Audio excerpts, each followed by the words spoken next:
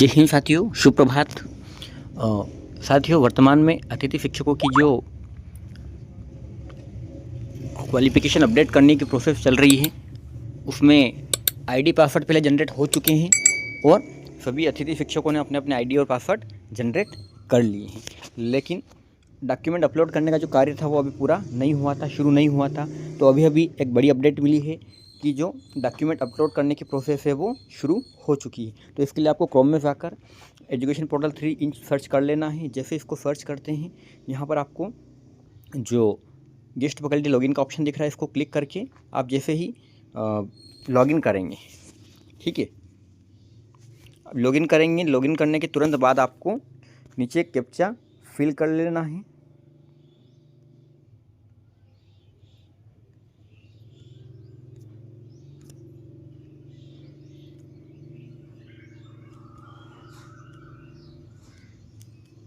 इसको लॉगिन करेंगे, आपके सामने कुछ इस प्रकार का इंटरफेस आएगा, school education department Madhya Pradesh. यहाँ पर आपको क्लिक करेंगे। जैसे इसको आप क्लिक करेंगे, यहाँ पर नए विंडोज शो हो जाएंगी। होम का ऑप्शन आएगा, गेस्ट फैकल्टी मैनेजमेंट सिस्टम का आएगा और चेंज पासवर्ड का आएगा। तो हमको गेस्ट फैकल्टी मैनेजमेंट में जाना है और इसको जैसे हम क्लिक करते हैं, हमारे सामने नया ऑप्शन आ जाता है, about guest faculty management system. जैसे ही इसको हम क्लिक करते हैं, हमारे सामने फिर नई विंडो आ जाती है, होम, अपडेट इन्फॉर्मेशन और चेंज पासवर्ड। तो साथियों, पहले अपडेट इन्फॉर्मेशन का ऑप्शन आ रहा था लेकिन इसमें कोई काम नहीं हो पा रहा था, लेकिन अब इसमें वर्क होने लगा है। जैसे ही अपडेट इन्फॉर्मेशन को हम टैप करते हैं, हमारे सामने नई विंडो खुल जाती है, ठीक है। Update information, generate score card और व्यू प्रोफाइल, ठीक है। तो जनरेट स्कोर कार्ड और व्यू प्रोफाइल पहले से बता रहा था, लेकिन स्कोर कार्ड जनरेट नहीं हो रहे थे।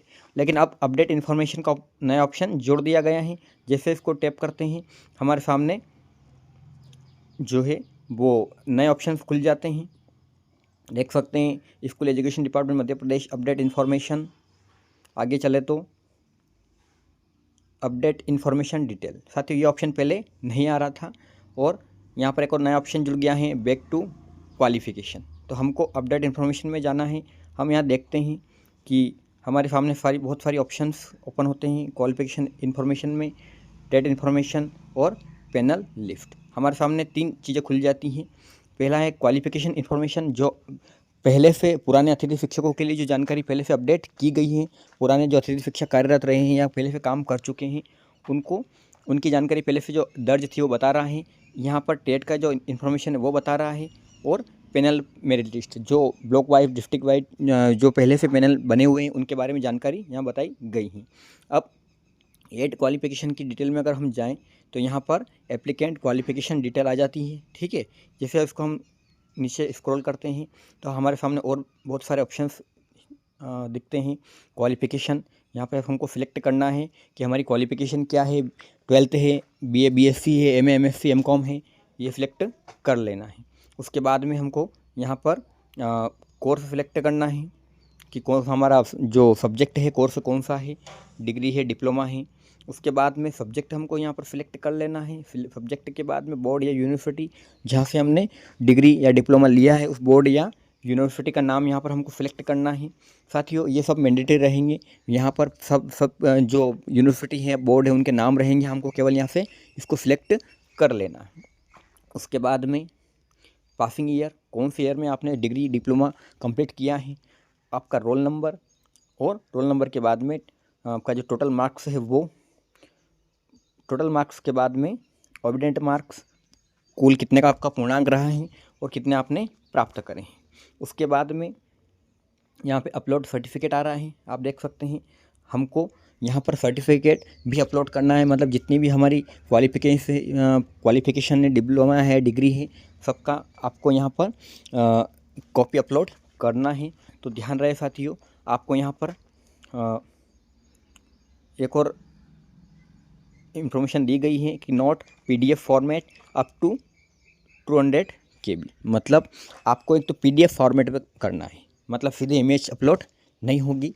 आपको यहाँ पर PDF बनाना है। PDF बनाने के बाद में आपको 200 KB, मतलब पीडीएफ भी बनाना है और पीडीएफ भी कितने 200 KB से ज़्यादा की नहीं होना चाहिए। यदि पीडीएफ 200 KB से ज़्यादा रहेगी तो ये अपलोड नहीं होगी। ठीक है, तो साथियों ध्यान रहे कि आपको यहाँ पर जो पीडीएफ है वो केवल और केवल 200 KB की बनाना है। अब पीडीएफ कैसे बनाते हैं उसके लिए मैं आपको जो पीडीएफ ऐप बहुत सारे आपको प्ले स्टोर पर मिल जाएंगे, वहाँ से आप डाउनलोड कर सकते हैं, या मैं डिस्क्रिप्शन में उस ऐप की लिंक डाल दूँगा, जो आप उसको आसानी से अपनी केवल इमेज क्लिक करके ही आप वहाँ से अपना पीडीएफ बना सकते हैं। अब उसके बाद में साथियों जैसे आप इनको कंप्लीट करेंगे, हमारे सामने ये जो ऑप्शन दिख रहा है ऐड क्वालिफिकेशन, इसको हम क्लिक करेंगे तो सारी ही जो ऐड जानकारी हमने डाली है वो अपडेट हो जाएगी। अब साथियों हम नीचे आते हैं तो आपको नीचे दिख रहा होगा कि जो जानकारी हम पुराने अतिथि साथियों ने पहले से डाल रखी थी वो यहाँ बता रहा है।